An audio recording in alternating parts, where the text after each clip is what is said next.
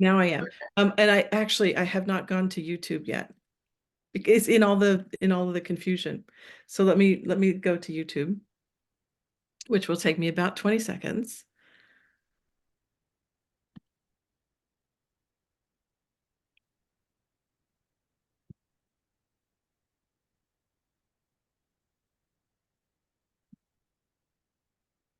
Okay.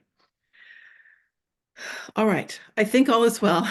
So as we were saying, um, what a perfect opportunity to practice coming to our center and uh, stress management. Okay. So you have a presentation you'd like to do. We don't have the slides, but you're going to do a presentation, right? And then Yes. if people have questions, they can type them in the chat, or we can chat afterwards. You can raise your hand and I'll unmute you, and we'll just see how this goes. We'll create it together. Yeah, Thank you so much, Judy. Uh, because I don't have the slides, I will make them available as a handout if people want. perfect. So now, there is a handout that is for everyone. If you just email me at roxanne@roxannelouise.com. All right, so now there are some key points that we're going to start with. And the first is that everything is consciousness. Consciousness creates reality according to the latest in quantum physics. And because everything is created of consciousness, we have the ability, by changing our consciousness, to change reality. And on some level, we already know that our thoughts and our emotions do definitely impact not only how we're feeling, but then how we act or we don't act. Okay, so stress is, everything is consciousness, and everything that is has consciousness, whether it's animals and rocks and trees, people, everything has consciousness, and all consciousness is connected, which is why my thoughts and emotions right now, the humor of what has happened, uh, is rippling out into the pond. And by laughing at it, I help to diffuse it.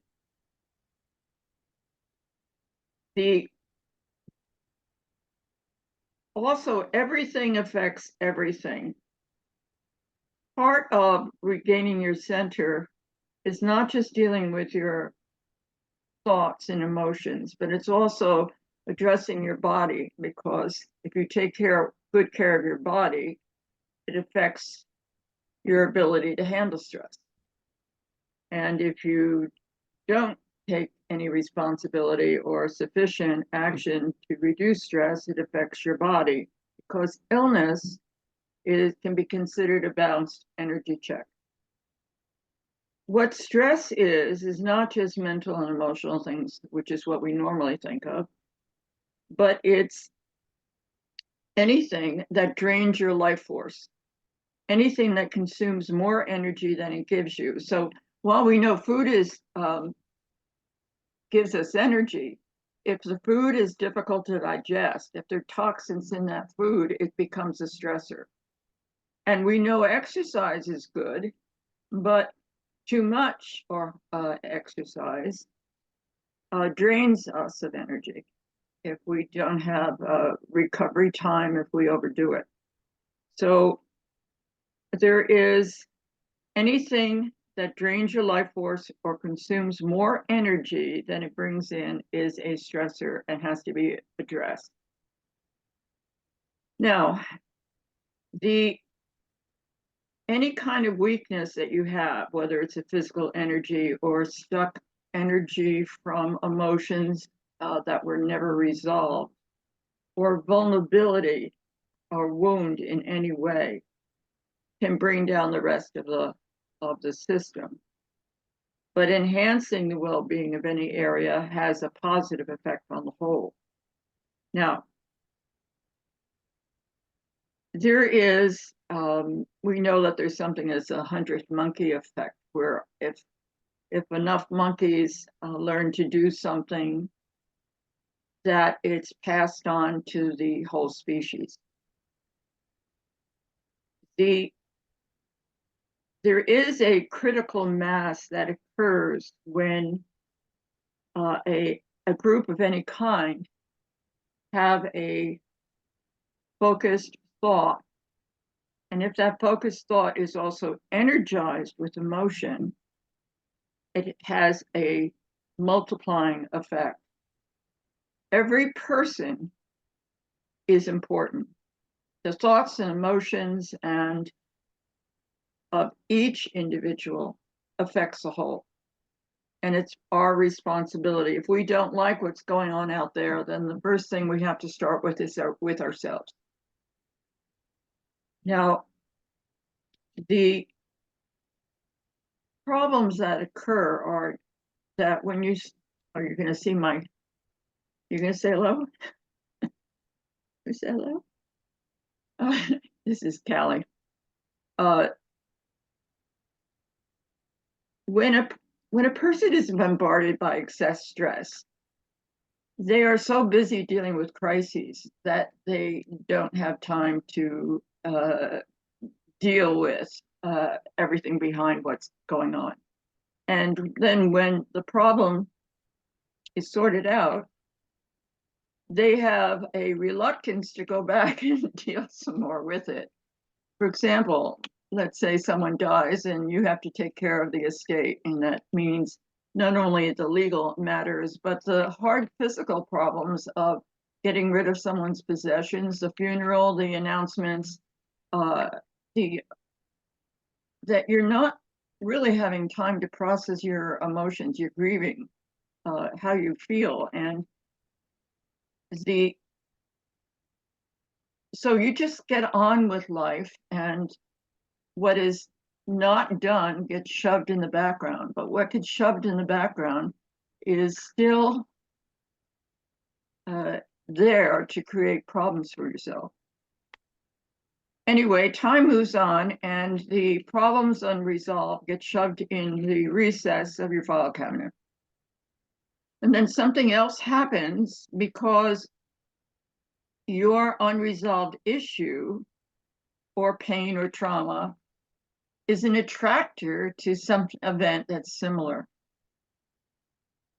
When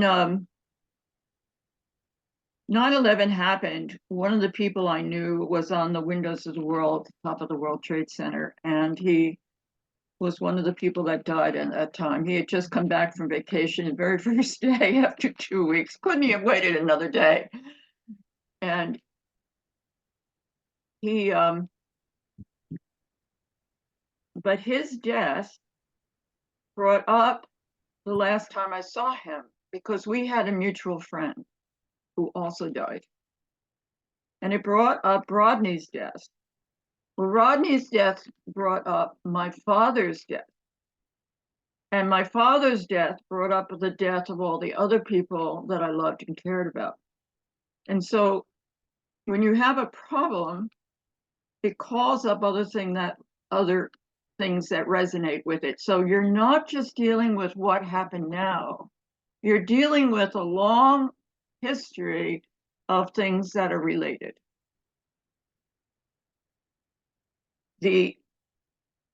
There is a way of addressing these wounds without having to go through the pain.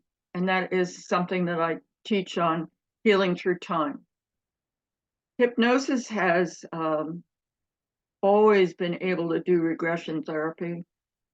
However, that requires dialogue. However, I had two mentors that were giants. Both are dead now. One was A.L. Ward, and another was Art Winkler. And they both dealt with unconscious healing modalities. So, for example, Art Winkler would say, okay, he's going to make the arm stiff and rigid, and it's not going to be able to move, and it will come down only as quickly as the unconscious mind can find a solution for the problem of. Or your arm is going to lift and rise higher and higher to your face, but it will not touch your forehead until you found a solution to that problem. So that was Winkler's. And A.L. Ward said, unconscious mind, go back to the first event having to do with the problem the client wants to solve today. He wouldn't even say what the problem is, but I do.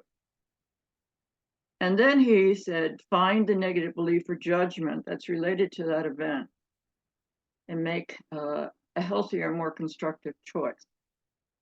Now, I'd like you to understand that stress is not just mental and emotional, as I said, I said that before.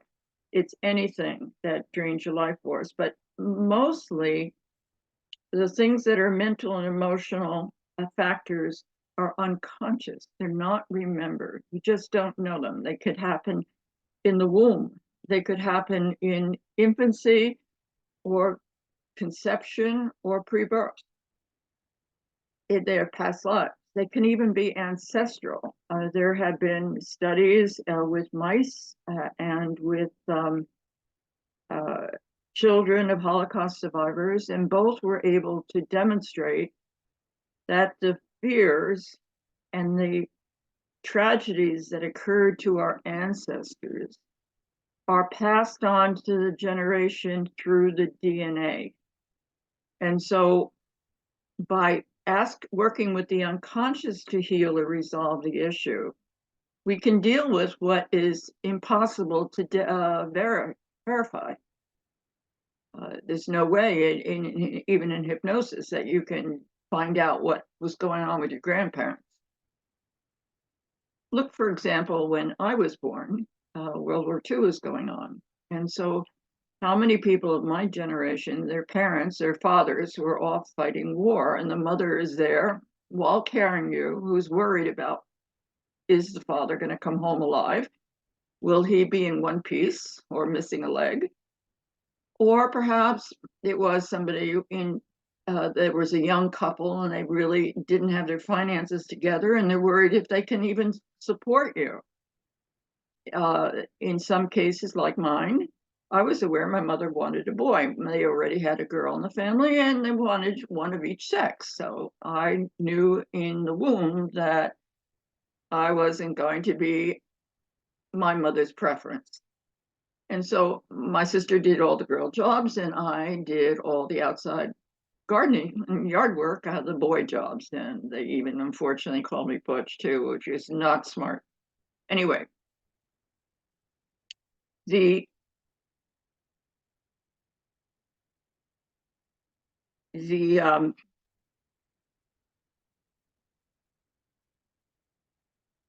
going back to more of the key points. Roxanne, we lost your camera. Okay. There you go. All right.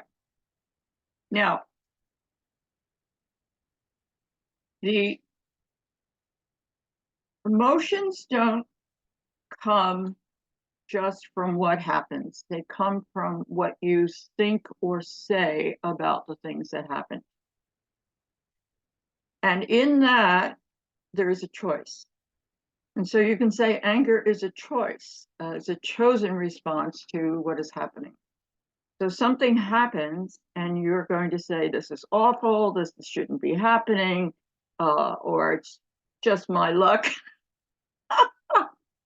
like today. So the first something happens, you make a judgment about it. That creates the resulting emotion. Now, with that also comes attitude, and then actions or inactions come at the very end. So your inclination to act or not act and how to act comes out of that judgment and your resulting emotion. Now, your judgments can be wrong. I'll give you an example, and my apologies to those who have heard some of my examples before. Johnny loves his daddy very much, and he has made him a special picture. And he's just waiting for his daddy to come home. He doesn't know, however, that his daddy, who dearly loves him, has just been told by the boss that things aren't going well in business and some people are going to have to be let go. And so he comes home very worried about, is he going to be able to provide for his family? As soon as he walks in the door, Johnny runs out and says, Daddy, Daddy, I made this picture for you. I want you to see it. And Daddy says, not now, Johnny. Daddy has had a rough day. He just wants to be left alone for a minute. But Daddy, Daddy, I made you this picture. Not now, Johnny. But Daddy, not now, Johnny. So Johnny runs into his room thinking Daddy doesn't love him. Is that true? No. Johnny did not have all the information. So when we make judgments, they are frequently wrong because we don't have all the information. Or the information we have is false. Or the information we have is through someone's agenda to influence us in a particular direction. Or we have a preconceived bias because of other things that have happened to us, or because of our programming from childhood. For example, can't trust anyone. You have to work hard all the time to get ahead. No one is going to give you any support or help. I mean, we have all these things that we hear in growing up, and some of it is cultural. So if some groups who have had a rough time in recent history might think they're out to get you, or out to get us, and that's a filter that we picked up. There are other ways that your judgment can be based, can be wrong, is that of what we call normalcy bias. Normalcy bias is a cognitive bias that causes people to minimize threat warnings, and consequently, they don't respond. Even when they get good information, they will tend not to pay attention to it. Or they can actually go into analysis paralysis, or the ostrich effect, or a negative panic, which according to first responders is overreaction or worst case scenario. And these are the people that are looking for any threat out there to over prepare. And that takes a tremendous amount of energy. So these are things that affect our judgment. Now, when people get really upset and they respond by lashing out with anger or hatred, when they throw things, burn things down, it just turns people off, and they're not likely to get listened to, or they're to resolve the underlying issues. You know that if you start shouting at somebody and screaming at them, they're going to walk away. They're not going to listen to you. They'll tune you out. So in order to communicate what's bothering you, you have to get to the essence of what it is and be able to communicate it in a way without emotion, without blaming, just sticking to the facts of behavior, so that they'll listen to you. And if they're yelling and screaming at you, you can have a pause, or let's take some time to cool down, and let's come back later at such and such a time to discuss this, and tell me specifically what behavior is bothering you and what you would like instead, and learning to listen to one another. A lot of what's going on right now is that people are not listening to one another, and they're not coming together in a way to get to what we all want, living in safety, feeling that we're valued and important, that our views are being considered. Now, if we notice that we are getting really angry, we want to identify what specifically is it that we want and what specifically are we getting that we don't want. So what are we getting that we don't want, and what is it that we want we're not getting? That's basically of things of anger. And the moment we start to identify that, we can start working on creating what it is that we do want.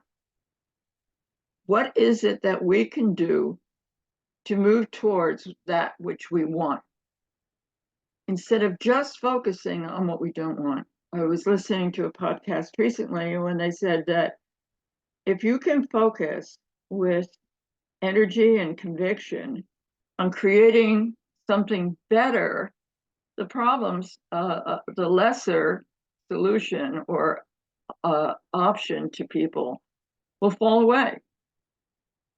So if to focus on coming from protecting who and what you love, and to bring about something beautiful that both you want for yourself and for others, for generations to come. You may still follow a path of non-compliance, such as Gandhi did, demonstrated. Non-compliance is a very powerful, just as action is very powerful. So coming from a place of protecting who and what you love, so protecting our children, protecting our loved ones, protecting what is good about our Constitution, our Bill of Rights in America, protecting our core values. Now, the one thing that happens if you get upset and you ask yourself, well, why am I upset? And then what is underneath what is making me upset? What's the issue? For example, I recently had a situation where I paid for a very expensive seminar. And I noticed when my statement that they overcharged me. And so I thought, okay, I'm going to call them up. And I call them up and I get their hours that they're open to answer the phone. But I was calling then. So I thought, well, maybe they're busy. I'm going to call again. And I got the same thing. And I call again and the same thing. Everyone can't take your call right now.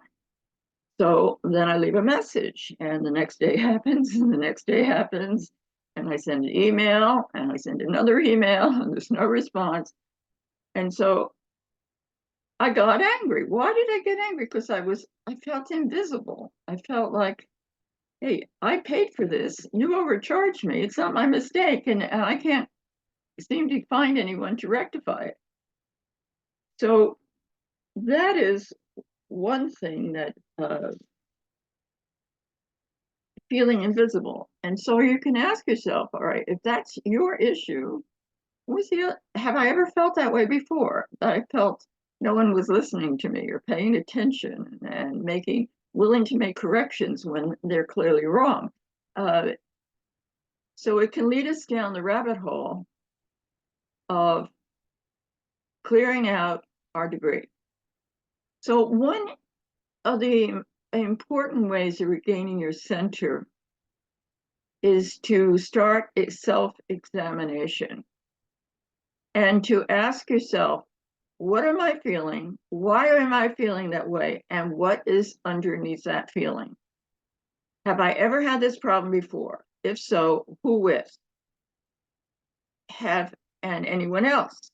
And you go through the things that you consciously know. But as I said, since I work largely with the unconscious mind, I have a way of dealing with things that could be way, way down in the past. I recommend that anyone learn dowsing because it is a tremendous help and I have a whole book called Therapeutic Dowsing and Telepathic Healing that have charts that you can check on what the issue is, who it's with, how many lifetimes are involved with this particular issue that's unresolved. And dowsing also allows you to calibrate how much energy is stuck on it and then what kind of progress you're making as you're working on it. So it's extremely helpful. So my book is all focused on how to deal with mental and emotional issues if you're interested. All right, now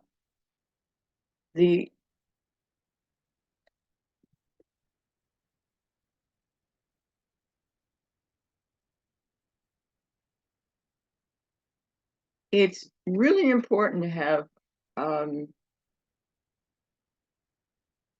let me go back to something that Greg Braden said recently on how to spiritually handle challenging times. He said, the idea of winning or losing any battle keeps us stuck in battle. And the answer is instead to transcend and to come at it from your highest and best self. What is really crucial, in my opinion, to regaining a sense of center and handling severe stress is being able to connect to source. And what is source? Source, in my opinion, some people may call God, but I consider it even larger than that. I consider it the consciousness that created all that is and includes all that is. And in connecting to this energy that created you and everything else, if you are created by source and of source energy, and that was all there is, energy, then you can say, well, then I must be a chip off the old block, and therefore divine myself with the power to create. And learning how to increasingly work on rising to that higher vibration, of connecting to source and remembering that who we are as if you're going to listen to the people from near death experiences, they talk about being faced with this incredible light that loves with such a force of unconditional love that they've never experienced before.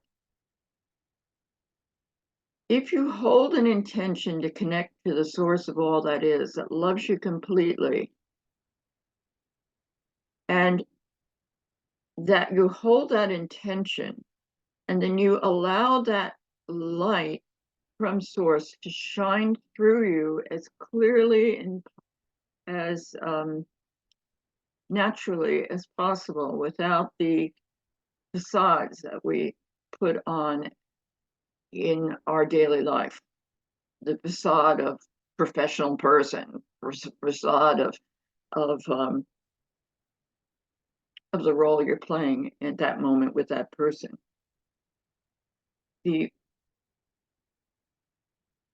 And Braden also says that in protecting what makes us uniquely human. So humans, I'm hearing from people who talk to alien species, say that we're so admired because of how resilient we are, how we keep going, the Energizer Bunny, and our imagination, our innovation, our creativity, and joyful self-expression. What's the saying? That the best revenge is success. And so if we become, in the face of everything going on, more loving, more compassionate, more creative, more joyful. There was a story about a man who had been chased to the edge of a cliff by a lion. And the man gets to the edge of the cliff and sees that there's a problem. And so he tries to climb down the edge of the cliff, holding onto a sapling. And as the sapling is indicating that it's not strong enough to hold the weight of this man, he sees a strawberry that's ripe. And so in the last moment, he decides to pick that strawberry. He, in the face of our problems, there's probably something you can find that is beautiful, that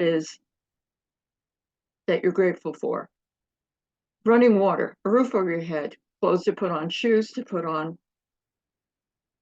an animal. You can even be grateful for your enemies for being honest with you, for pointing out what needs to heal within yourself. There's something, the ability to breathe, to see, to walk. And as we start being grateful, gratitude helps to remove fear. And by removing fear, we can take a deep breath and assess what can we do? And of the many things that may concern us, what is ours to do? Now, when I was 3 years old, as a little tot, I was sitting outside at night, just when it was dark, and I was looking up at the stars, and I knew I came from there. I don't know how I thought that, but I felt that's where I came from.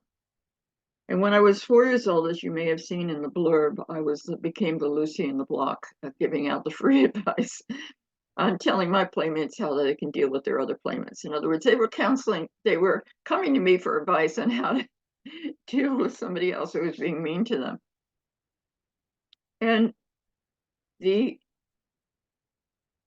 my mother overheard me say to Cindy, who lived next door, when she was complaining, and I said, "You're master of yourself." Now, that's not a saying that normal 4-year-olds give, but it was a clue about what my life was going to be working on. So I might know that it's one thing to cognitively know something, and it's quite another to practically represent it in everyday life. And so, okay, so if we are masters of ourselves, the question is, how do we become that? How do we demonstrate that? How do we come from that place of calm inner center where we're thinking clearly and we can make wise decisions? How can we come from that place where we are at our best? Now, one thing you can do, because our responses are so habitual, if you have a same sort of situation happening over and over again, you can develop very habitual ways of dealing with it. For some people, it's not dealing with it, it's walking out of the room or just getting drunk or taking drugs or whatever.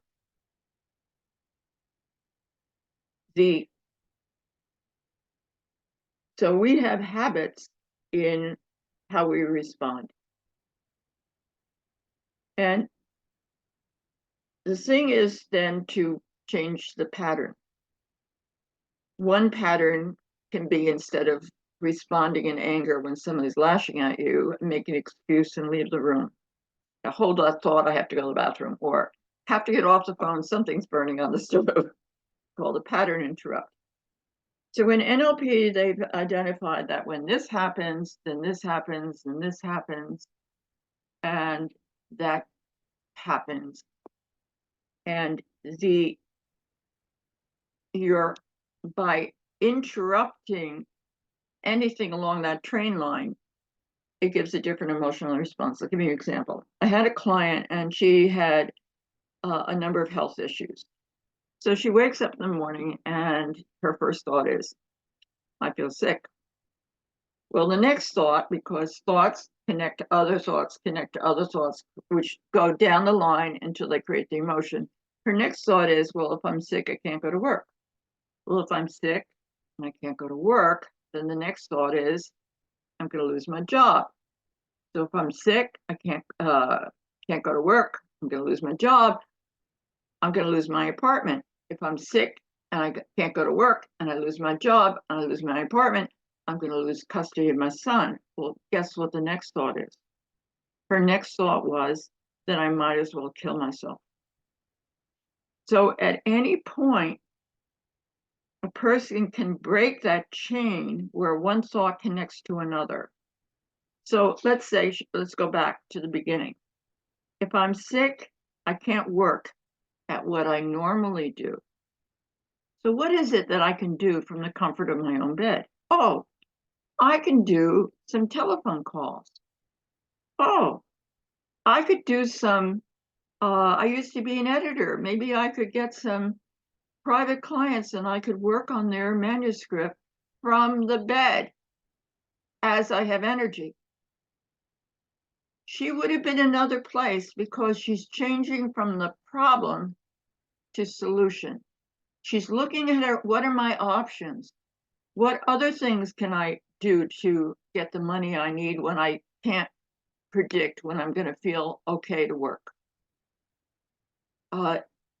The moment you switch from focusing on problem to focusing on solution, now instead of having your energy drained, you're bringing energy in because your wheels are working.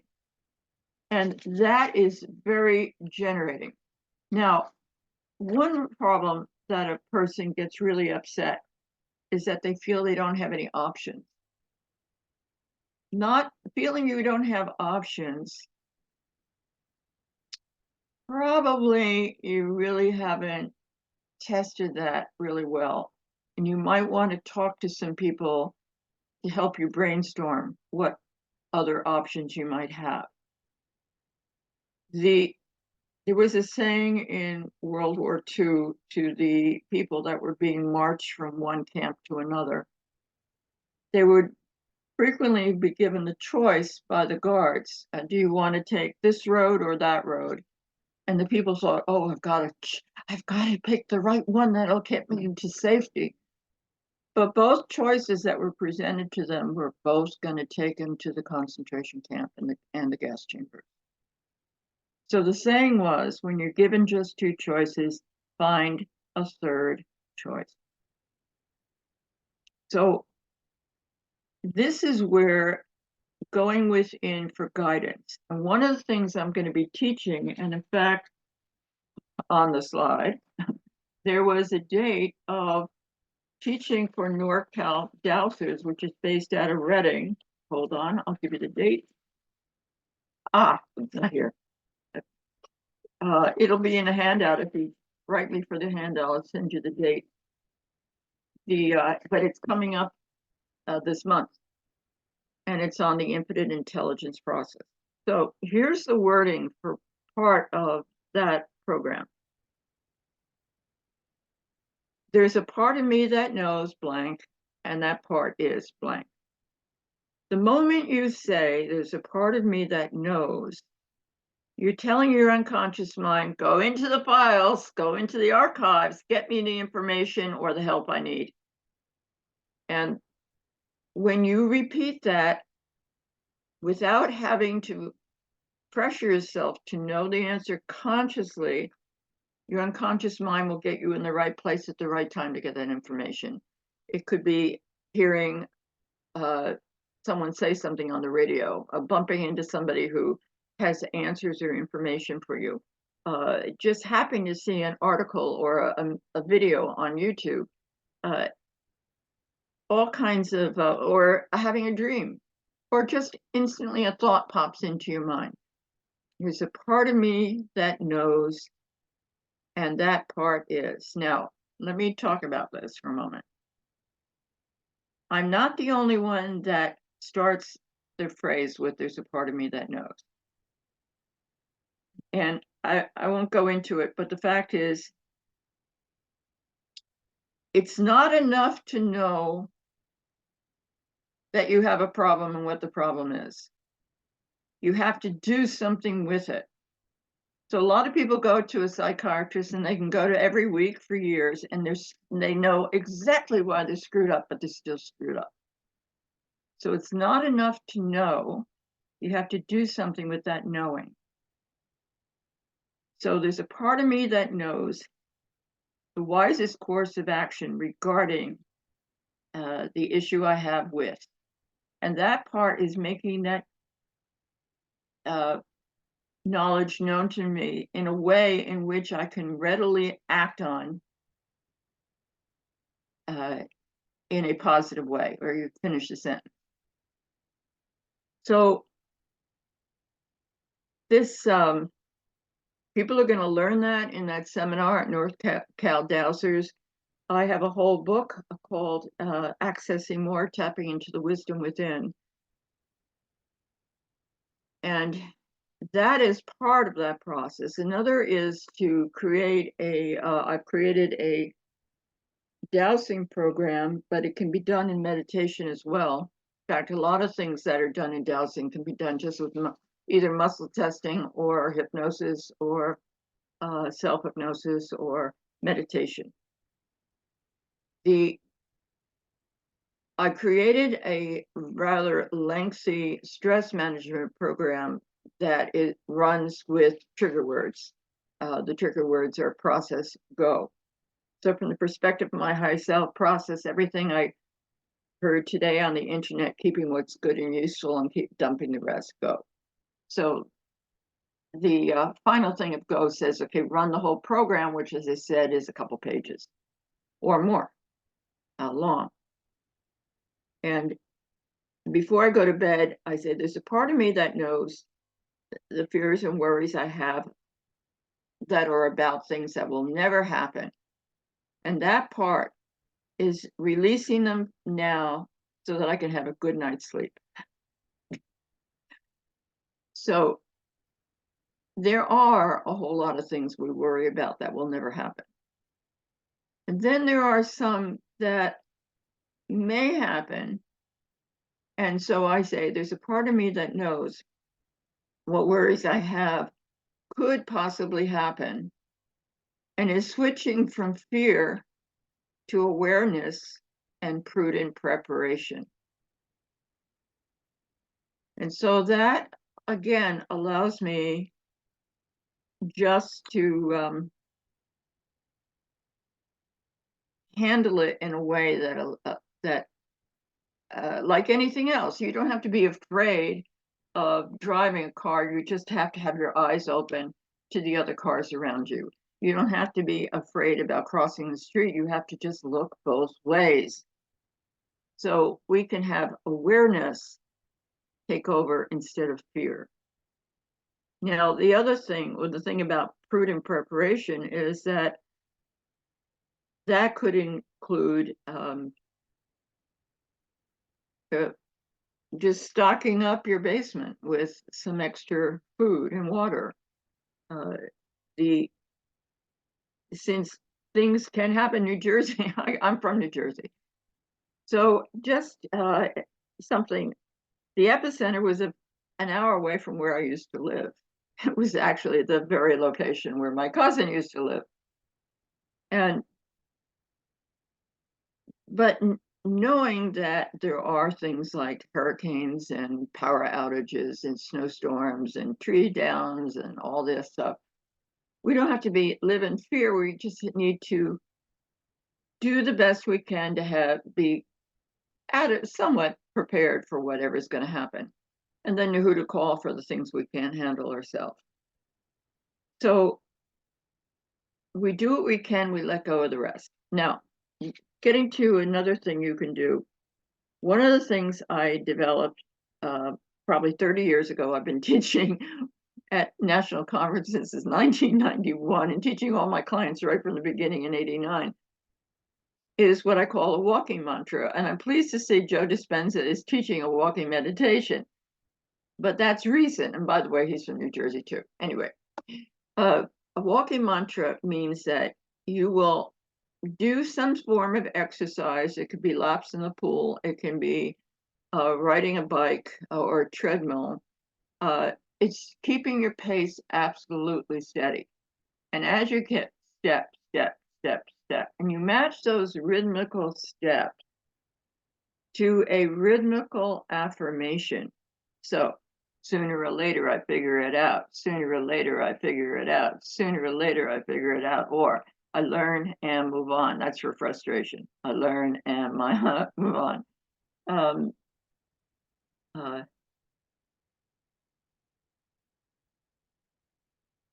I find a way that works for me. I find a way that works for me every day, and every way I get better and better. Yes. So walking mantras are something that are very simple and easy to do. And within 5 minutes, you've hypnotized yourself. Now, another thing that really helps is to use questions to switch from looking at a problem as a troublemaker to looking to see how it can bless you. How can I turn this into a blessing for myself or somebody else? Now, I watched a video about a young boy who was abducted, and they had tremendous help in looking for this boy. Nobody could find him, but they kept on going. Now, eventually, 21 years later, they found the person. They arrested somebody who admitted to killing the boy, and they found the body. But what happened in this tragedy is that the family of that boy set up a whole network to help other people who had missing family members, especially children, and to protect children. They found resources. They did so much social service work that a huge blessing came out for hundreds of people because how they responded to that tragedy. If I have a problem, well, my history is this. Universe will send me a problem. Some of my problems are just being dumb and stupid, but or not having experience, or being blissfully naive.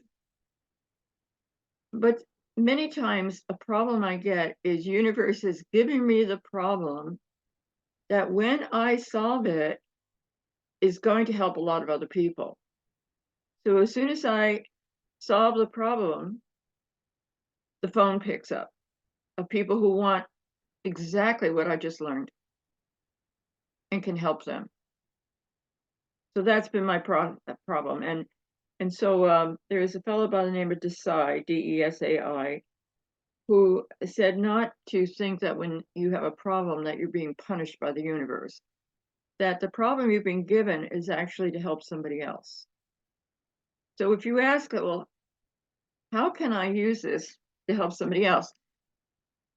One woman who was hopelessly disorganized created a system for herself that became the first daily planner, a whole way of organizing your time and your finances and making sense of things.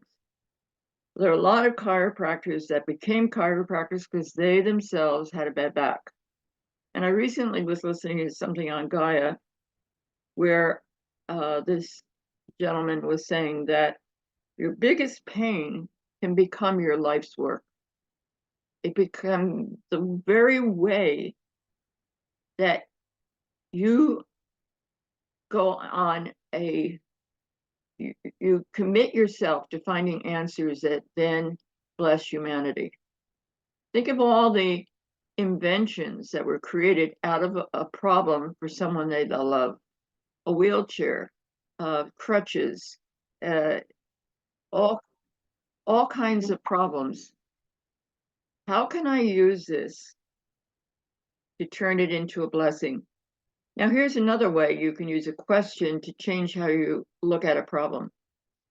And this comes from James Rouse, an urban planner. James Rouse created a whole town of Columbia, Maryland. And this town was set up so people would want to live there, eat in restaurants. They'd have their schools, they'd have medical facilities, they'd have shopping centers. It was a balanced community. And he's designed South Street Seaport in Manhattan, well, yeah, Lower Manhattan. And he did Haymarket Square in Boston, and the Seaport in Philadelphia. And in these urban areas that he worked on, they were at when he got them, severely blighted. So they needed to be razed. In other words, destroyed, torn down, and start again.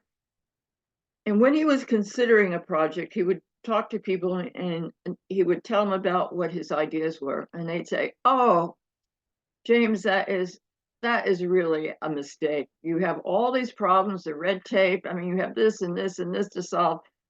And he'd come back with one question. And here's the question, and maybe you'd like to write it down. If it could work, how would it work? If it could work, how would it work? And in asking that question, again, it stimulates creativity. And in working on creativity, suddenly you're energized. You have turned a problem into an interesting puzzle, an adventure, a challenge that excites you. Now, I personally would never take a challenge of climbing some tall mountain. I mean, for me, that's dumb and stupid. But there are people that really get excited about a big challenge. And if you have a big problem, why not turn it into a big challenge? Because otherwise, you still have the big problem. So here are some other questions. What can I learn from this? How can I grow, get better because of this? What can I learn here that can help somebody else? Now, I suggest that when you have a problem that you know you have to deal with, that you make a decision. It's a decision. It's not an if or and. It's a decision that you are going to turn your problem or issue or situation or condition in some way that's going to work for you. So I have a 68-acre farm in Central Virginia in the Blue Ridge Mountains, and because it's a big place, I need help. And getting help, and hello, Valentina, has been a problem. There's workers frequently think that they know better than you how to deal with something, and maybe they're right. But nonetheless, I like things to go the way I've asked them to do that. And when I tell them how I want it done or what I want done, and they do something else, there's a conflict. And so I ask myself, how can I learn to be a better communicator? It's one of the questions. How can I express what I want in a way they can understand me?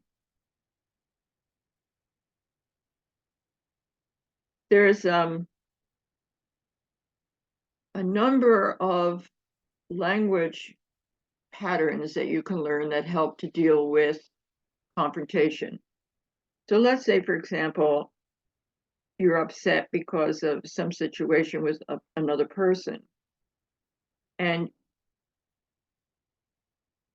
as I said, you have to stick to behavior and not point judgment. So here's the language pattern. When you do X, I feel, because you're taking responsibility for your own feelings. You're not saying you made me feel. When you X, you do such and such. I feel this way. I would like you to do such and such. Can you agree to that? Yes or no?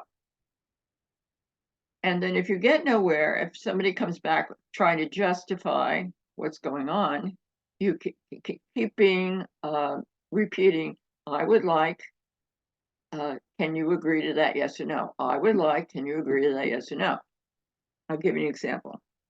When you come in late for work, everybody else is answering your phone, and that's taking away from our own work. I would like you to be here at the time that you're supposed to be here when we open up, so you can handle your own issues and not put stress on everyone else. And if the other person comes up and, well, there's a lot of traffic. Yes, I understand this traffic. I would like you to be here at certain so that you can answer your own phone calls. Yes, but I had this other problem, and there was this accident, and there was rain, and there was the babysitter didn't show up. Yes, I understand that life happens. I would like you to be here at such and such. Can you agree to that? Yes or no? If you continue to come in later than the time I've asked, I'm going to have to let you go. Do you understand?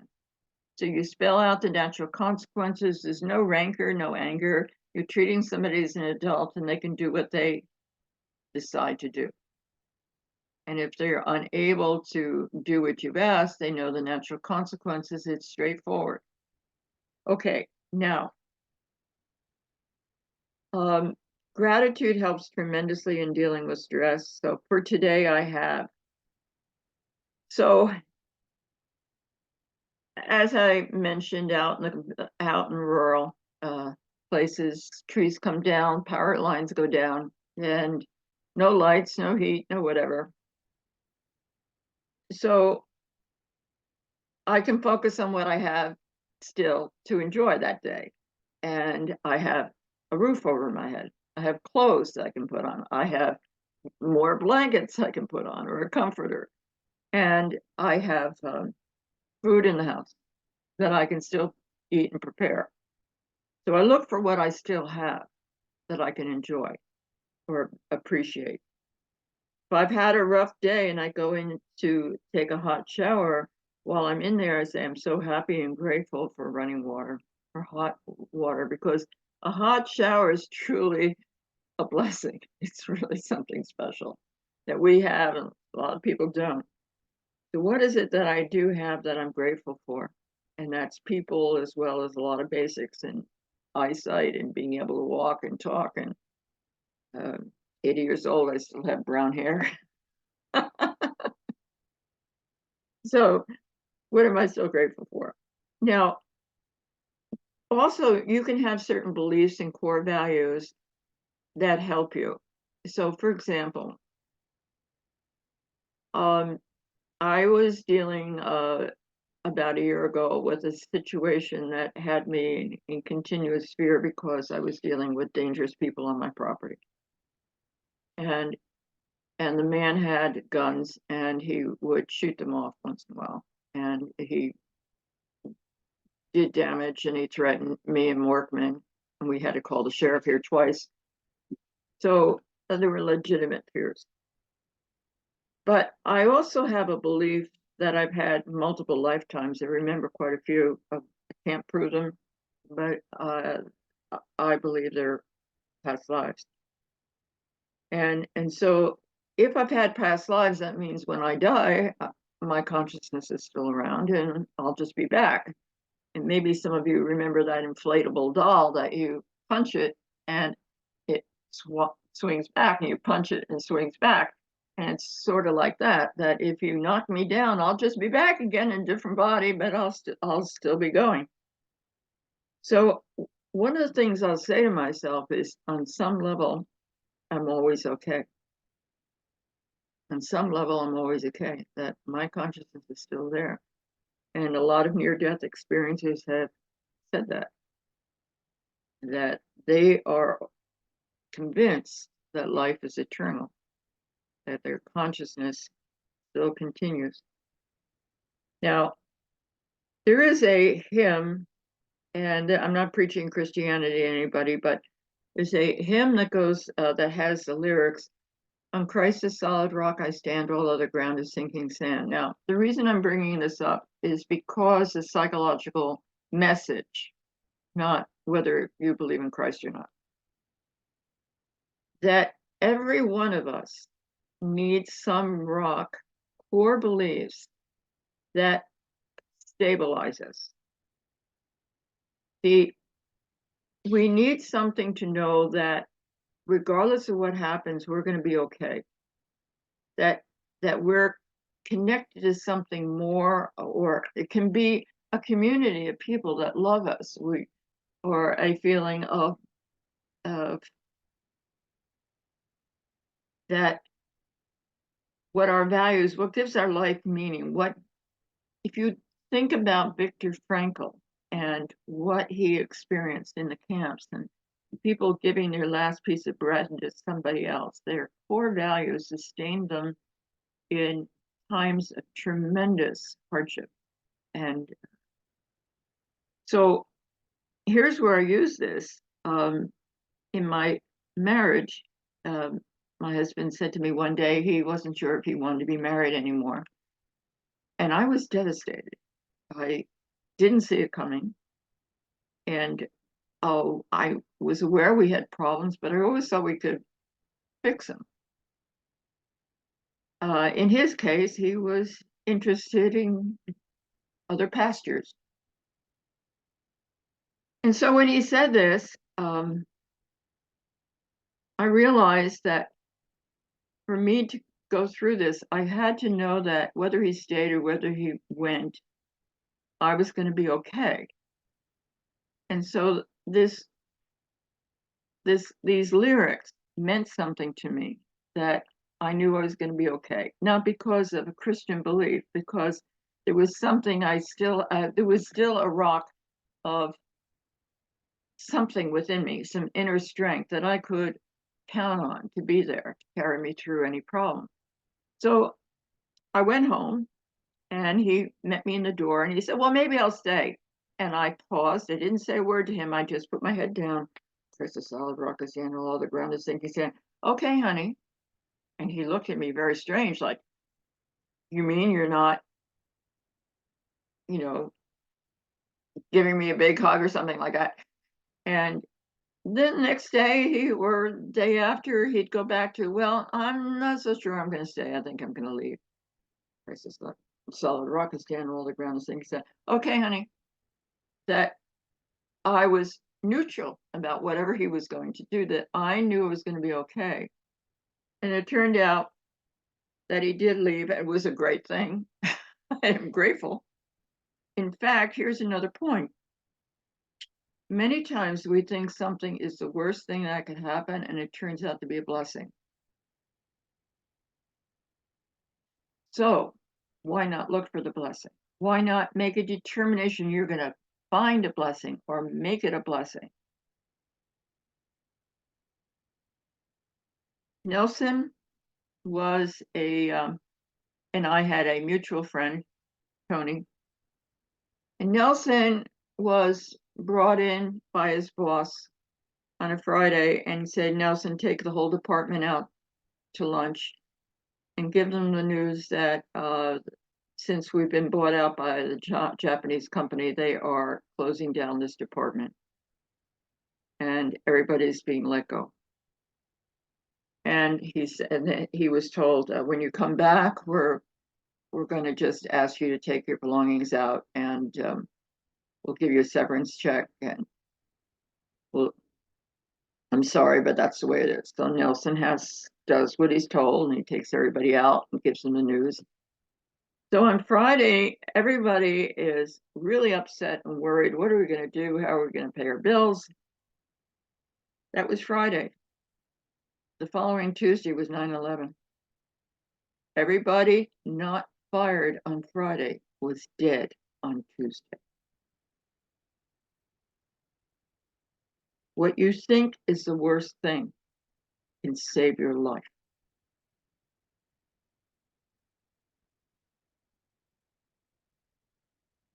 Now, I have a saying, my affirmation is as follows. I am that I am, a powerful spiritual being endowed with dignity, direction, and purpose. I have something of value to offer. So if I'm nervous about giving a presentation, as I'm walking, I will be talking to myself. I am that I am, a powerful spiritual being endowed with dignity, direction, and purpose. I have something of value to offer. And that allows me to get up and just offer what it is I have. Now, I personally, as I'm saying that, I'm thinking, why did all this nonsense with the computer and getting online do today? And what it forced me to do is just talk off the cuff without fancy slides, without all the notes, so I can just read it from the script and just talk to you. So was that why it happened? I don't know. But that's what happened, what came out of it.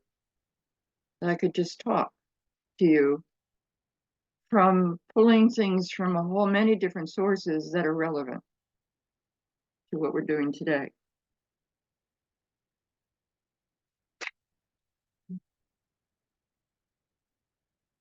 Now, something else that can help when you have a problem or an issue that's pulling you off center is to inventory your strengths, your past achievements, other things you've overcome. Pets help, grounding helps. Now, here's something important. What's your why?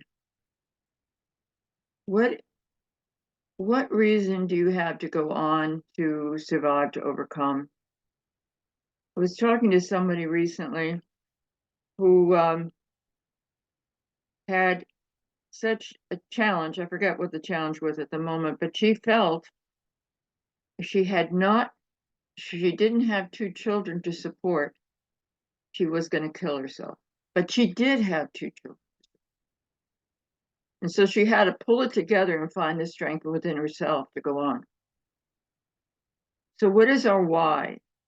And if you get into a really tough problem that drains you of energy, like I did with my neighbors, my tenants, I should say, they were living on my farm, having to have a reason of knowing what your why is. And I'm really clear why I'm here, to help people heal on mental and emotional issues. That's my purpose. That I was kind of had that insight at 4 years old, but always looking for it. Now, unfortunately, in my case, when you say to the universe at a young age that what I wanted above all was to be wise like my grandmothers, I didn't know what I was asking for, because the road to wisdom is experience. And unfortunately, a lot of it's painful or bad experience that you have to figure out.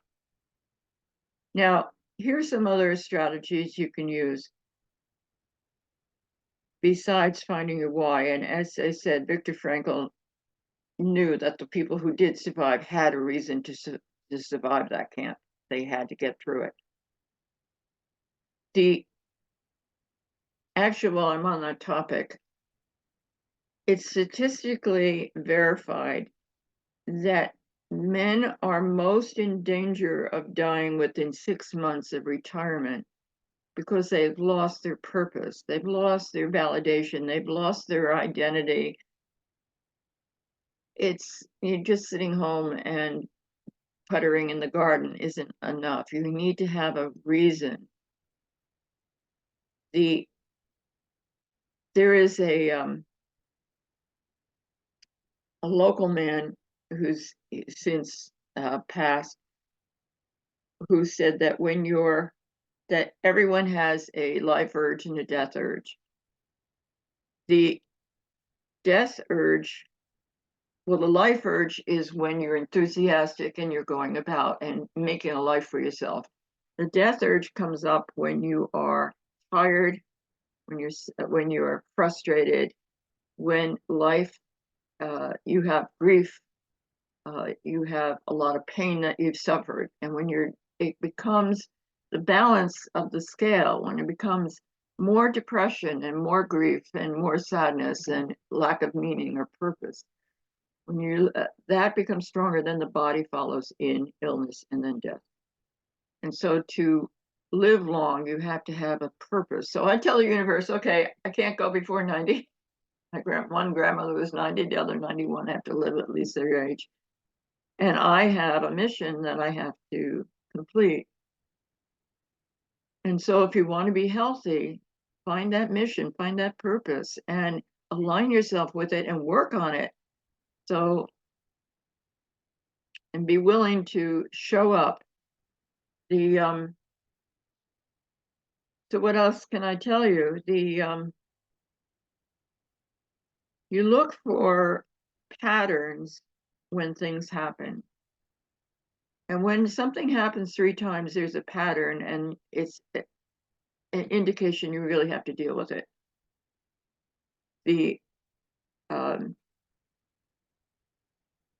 And so someone upsetting you is making you aware of what you need to do.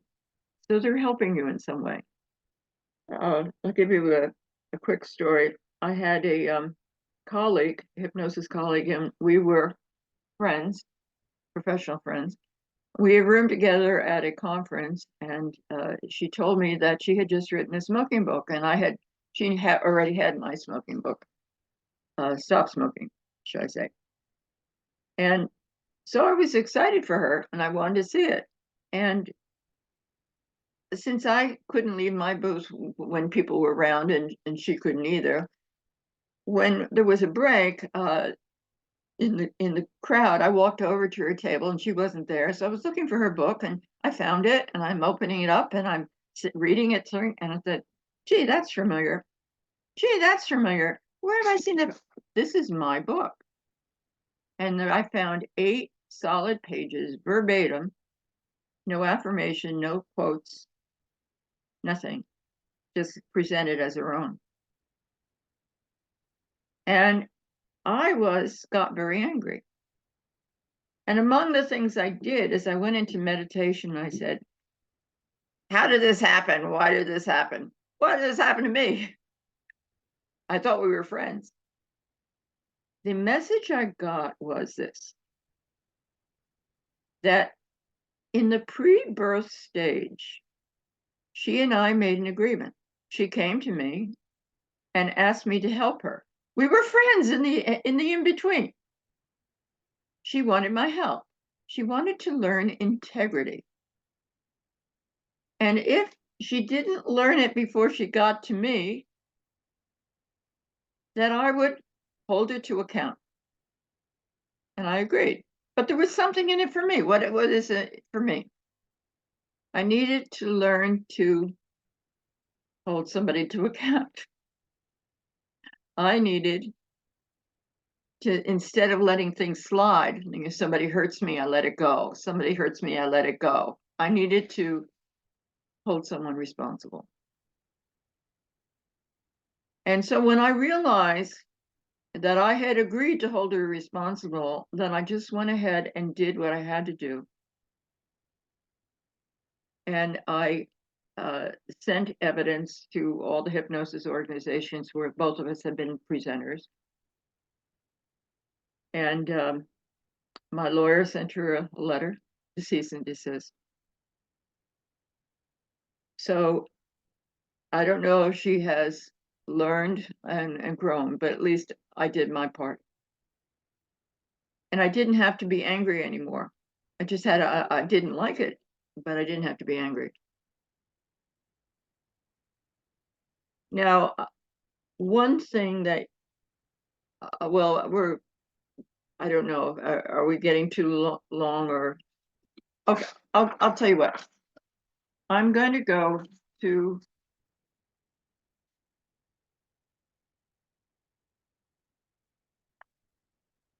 which of these slides to make it low, easy.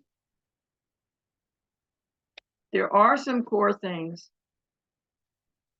that really are the gist of all of this. One is to know your core values. What are your core values? What's the rock you stand on? And this guides your decisions, the focus of your energy, your actions, and your non-actions. Another is know what is yours to do, that your problem may become your life's work.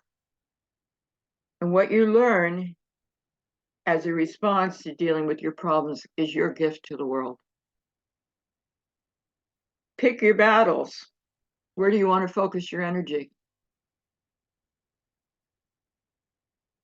Connect and stay connected to the source of your strength, creativity, ideas, inspiration, innovation to deal with and overcome problems. That's a direct connection to what we call consciousness, God, spirit, source. Connect to that spiritual essence that created you. And connect to others you care about. Join forces in community to meet whatever challenges you have. That is the core of everything I really wanted to say today. And we can take questions. Excellent. Thank you. Thank you so much. I know there's a question already just about what was the affirmation, the statement, the part of me that knows? There's a part of me that knows, and then you fill in this, you finish the sentence. There's a part of me that knows the natural consequences of the decision I'm considering making. And that part is guiding me to make the best decision, the wisest decision for my highest good. No, so you make up the sentence, but it starts with there's a part of me that knows, and then you add, and that part is, and then you finish the sentence. I think that's so important. Yeah. That's so important to kind of to bring that to awareness. Yeah. I used to have a spiritual counselor when he was asking me very deep questions and my mind would just kind of go blank and I'd say, I don't know. He would say, if you did know, what would the answer be? Right? That kind of like you shift the whole thing. I love that. Mm-hmm. I have one question about the we're dealing with a lot right now. Yeah. I don't think there's a person who's not feeling it, whether they're aware of it or not. And I loved what you talked about, the subconscious, so much of this is subconscious as well. But just because we have a big astrological event coming in within the next 48 hours, how are you kind of dancing with those energies? How are you planning on riding that wave? What are you feeling is the best course of action to kind of deal with the eclipse? One of which is, okay, a couple of years ago, I tried to set up a group called Dowsing for Positive Change, where we would be taking issues of global or regional events and focusing on shifting it, things, not saying precisely how things would, but what it would look like. For example, happy children, safe, people talking together in respectful dialogue to find common answers. I mean, so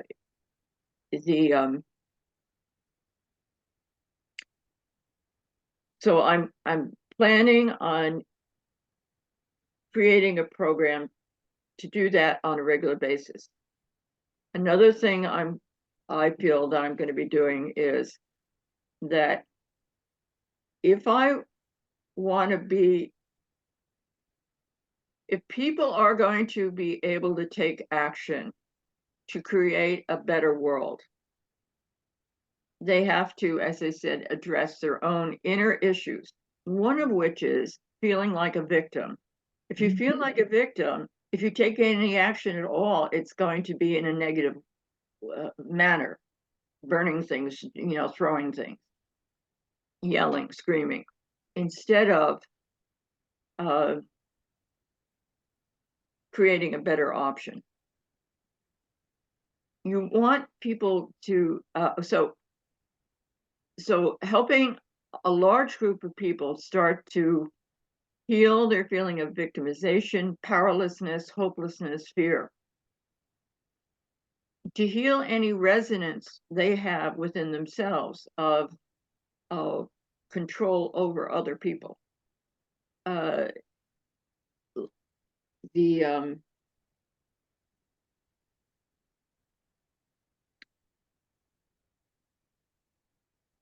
Sending healing to people who have suffered.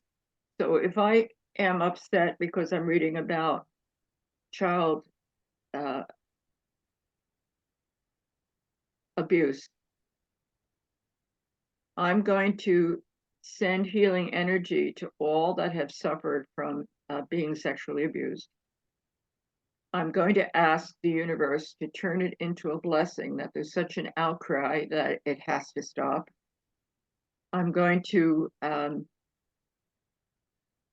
empower people, just like the parents of that boy who was murdered, to help other people that have been victimized.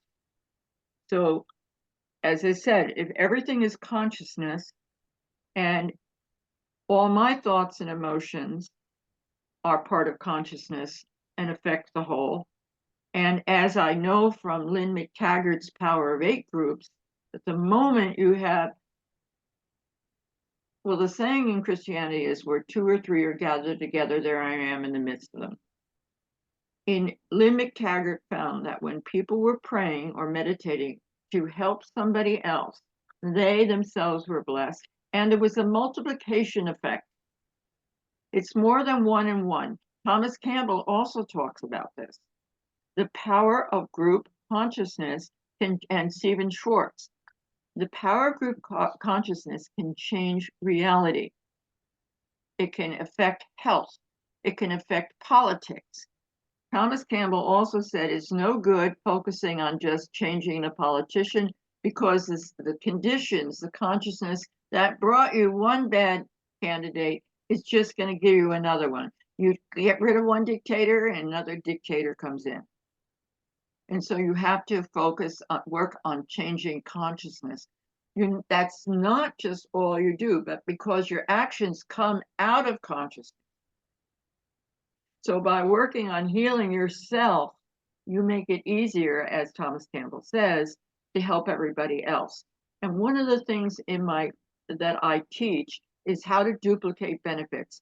If you are praying or meditating for yourself and doing any healing work, you say, there's a part of me that knows who else can benefit from the problems I'm having today, and from the healing work. Let's start again. There's a part of me that knows who else can benefit from the healing work I've done today. And that the high self of those others, or my high self, is reaching out to the high self of those others to duplicate whatever is appropriate for them in their highest good. And that has a multiplication effect. I love that so much. I think you're really right that the power of that is much more than just it's multiplied, right? Yes. Barbara Hubbard used to talk about people who are grounded in that way and sending out that positive energy. They talked about them as islands of coherence within a chaotic environment, right? Really kind of creating that loving space. Nancy and Mary Claire have their hands up, so I'm going to ask Sure. if they want to go ahead and Nancy, if you want to ask a question, you can unmute yourself. Oh, I'm sorry. I accidentally raised it. Okay. It must be easy to do. I think a lot of people do that. Okay. Um, so let me go to Mary Claire and see if Mary Claire, if you have a question, you can unmute as well. Thank you so much. Oh, you can't see me. I don't know why. Greetings from the Adriatic, and it's evening here. May I say thank you so much. And Roxanne, I entirely concur, and I have data to show. I allow us to, at this moment, expand our concept of all those points that were just made in the last 5 or 10 minutes. At the beginning too. Everything is consciousness. And 3 or more, or 2 or more gathered, right? And the idea behind that is love. Judy, you mentioned there's an astrological event. So I have been shown and have a lot of data to back it up that what you all just said there, we expand it out into our connections with nature or even thought forms within the culture. So for instance, there are 24,000 plus named asteroids spinning around our solar system, and one is named Pax, and others La Paz, and others Ra Shalom, etc. And so if you put them, if you are given a moment in time space and you create a sacred geometric, let me say it, symmetrical, very intricate 0-point engine that doesn't ever exit, you can shift events from that are moving towards catastrophe. Just one person with the cosmos pinging in and all these other things, you can shift it. So your dowsing that you're doing, I would say, start to invite in those trees, all those things you've mentioned, and you will see it doesn't, you don't have to just use people. Like you said, everything is consciousness. Mm-hmm. It's extraordinary. It's extraordinary. Yeah. It's a good point. You can appeal to the spirit of air and fire and water and as well as individual nature spirits. Thank you for that. You're Yeah. welcome. I had the Ahuna Moans on series dial in exactly at midnight to come in at New Year's to say, yes, we did work on this with your planet. Intercosmically, it's really broad. Thanks for letting me blah, blah, blah. It's broad. Thank you so much. It's a really good point, and I'm glad you brought it up because we were on another call this morning. We were talking about this. I've been talking. One of my passions is this idea that humanity really needs to learn some humility and to learn to take our place within the great web of life that is not just humans, right? And to communicate with non-human intelligence, including nature spirits and including our galactic brothers and sisters. And I think that's the only way forward is for us to kind of grow up a bit and learn that we're not the center, that we're not the only ones, and to be in partnership and in co-creative synergy with intelligences that are not human. Why don't we do an exercise? Okay. Okay. So if just take all right. So if you are willing to just do a short meditation, let's just close our eyes, take a slow deep breath in and let it go. And take a slow another deep breath in and let it go. And as you take your next deep breath, I want you to hold it. And when you can't hold it anymore, just allow your whole body to relax. Allow your body to be supported by whatever you're sitting on. And just have the intention of gathering together all of us on the call. And symbolically, just open your hands, palms up, as if you're holding hands with one another.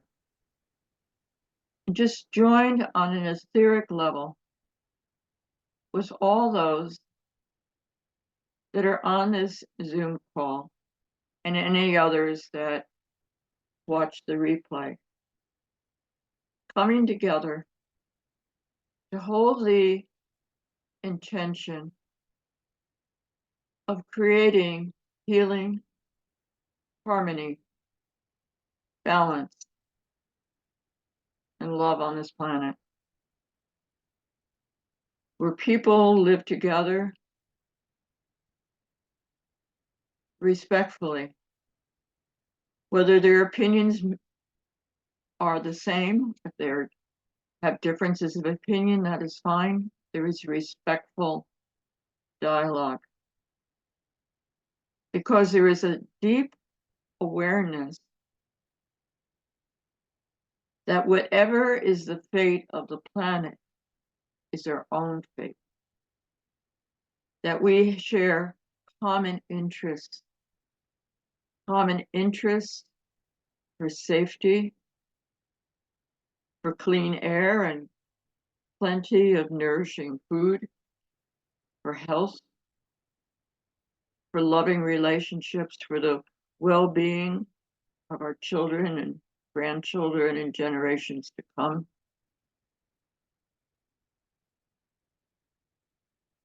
That we share a planet with so many amazing creatures that have a right to be here, to be respected. And every creature has purpose. Every creature, every person has value.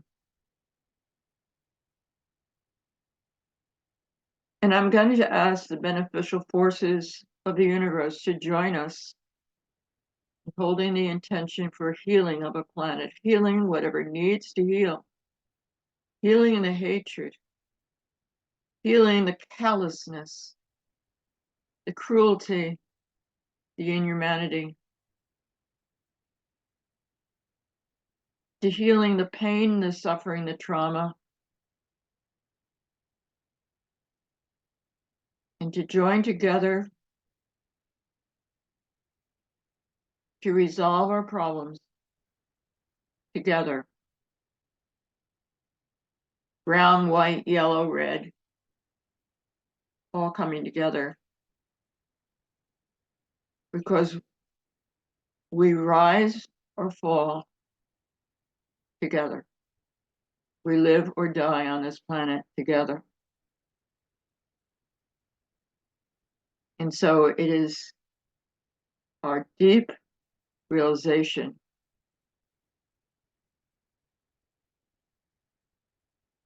that we are on this planet together. Together, we must heal and resolve all the problems for the highest good. And I want you just now to turn your hands forward and imagine the earth in the middle. And just send that healing energy to wherever it needs to go on the planet. And just see behind us are mighty, powerful energies coming through us that we're directing onto the planet to go wherever it needs to go to heal the suffering, the tragedy, the pain, the grief, the hunger, the sadness, the fear, the insecurity for every living creature on the planet and the planet itself.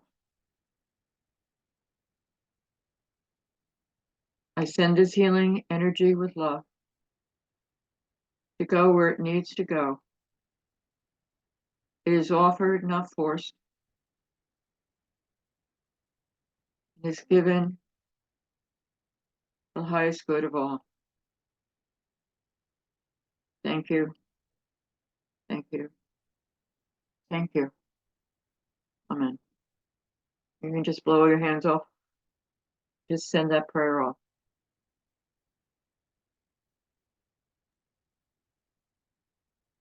Thank you for that.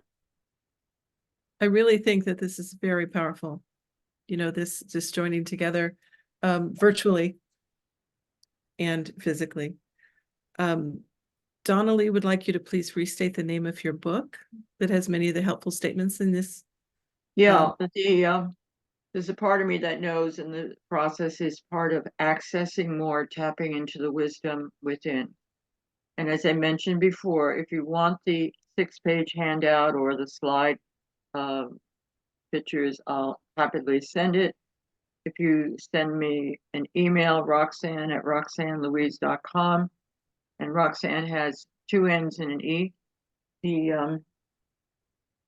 And I will also include the link to where the books are, and you can look them up. There's quite a few. And also my blog. My blog is Unlimited Potential Healing Center, and it has over 170 articles on it. A lot of them are on stress. That's great. I think Donna Lee had put that in the chat. If you want to scroll back, if you're on the call, it's Unlimited Healing. What did you say? Unlimited Potential Healing Center.com. How do I put it in the chat? Okay.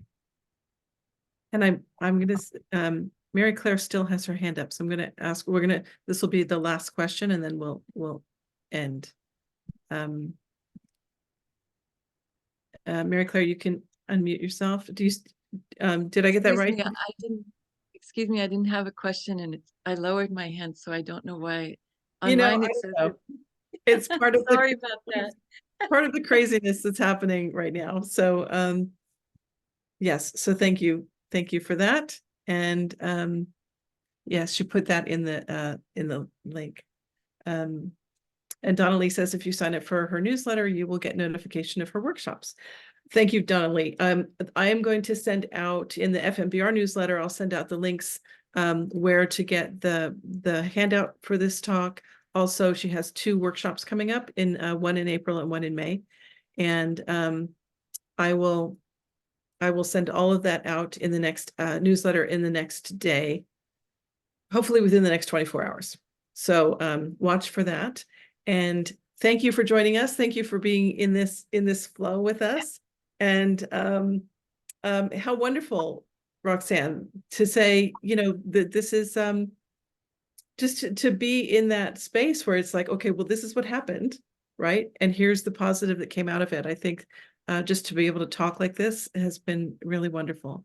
So thank you all. Eclipse blessings to everyone. And I hope, well, we'll see you again soon. So have a great rest of your weekend, and thanks again. Thank you, Judy. All right. Bye-bye all.